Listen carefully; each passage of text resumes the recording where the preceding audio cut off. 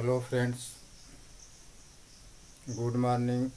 I am Shyamin sir. मैं आज आप लोगों को क्रिस्टल जालकों के प्रकार के दूसरा टॉपिक है द्विसमलंबाक्ष के बारे में बता रहा हूँ। तो द्विसमलंबाक्ष क्या होता है? तो इसके पहले हमने बताया है कि पहला नंबर था घनी क्रिस्टल जालक में ए बी सी आपस में बराबर होते हैं। और द्विसमलंबाक्ष में क्या होता है? द्वि का मतलब दो समान रहेगा और एक असमान रहेगा। अर्थात इसमें यदि दो बराबर हो जाएगा ए इक्वल टू बी के, तो बी इक्वल टू नॉट सी, एक असमान और दो समान हुआ। किंतु ये तीनों बीमाएँ एक दूसरे के लंबवत होते हैं। जब लंबवत होंगे तो इसके अंशी माप आपस में बराबर होंगे। अर्थात alpha equal to beta equal to gamma, तीनों कोण 90 डिग्री हुआ। केवल अंतर इसमें क्या हुआ कि दो बीमाएँ समान और एक बीमाएँ असमान, यह हुआ द्विसमलंबाक्ष।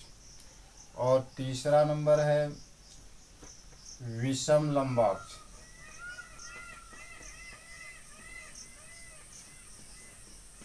विषमलंबाक्ष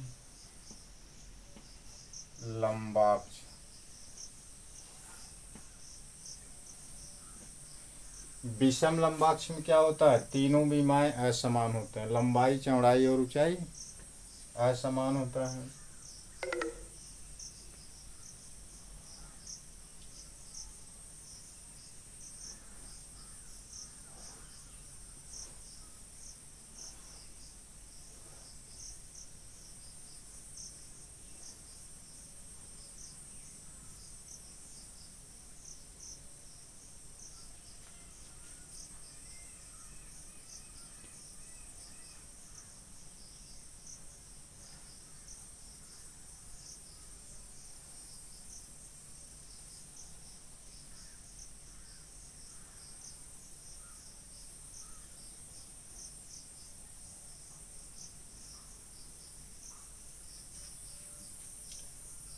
A B C,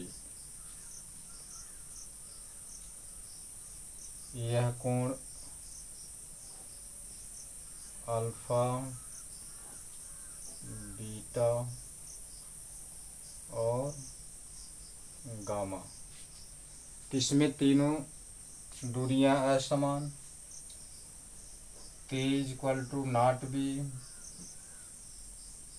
B equal to not C. और जबकि कोण लंबवत होते हैं, तीनों अक्ष एक दूसरे के लंबवत होता है। Alpha equal to beta equal to gamma 90 degree. तो पहला क्या था? क्यूबिक घनी में तीनों बीमाएँ समान और कोण भी समान। और द्विसमलंबाक्ष में दो बीमाएँ समान और एक असमान, जबकि तीनों एक दूसरे के लंबवत और इसके कोण आपस में बराबर होते हैं। तीसरा नंबर है विषमलंबाक्ष।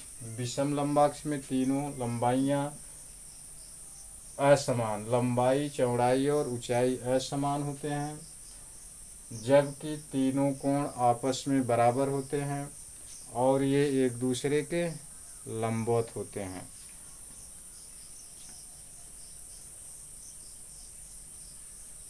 तो इसमें देखिए, ऊंचाई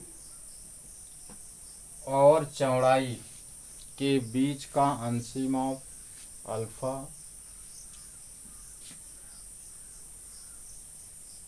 लंबाई और ऊंचाई के बीच का अंशी माप बीटा, लंबाई और चौड़ाई के बीच का अंशी माप गामा होता है।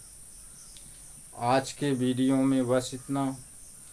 अगले वीडियो में अगले टॉपिक के बारे में चर्चा करेंगे।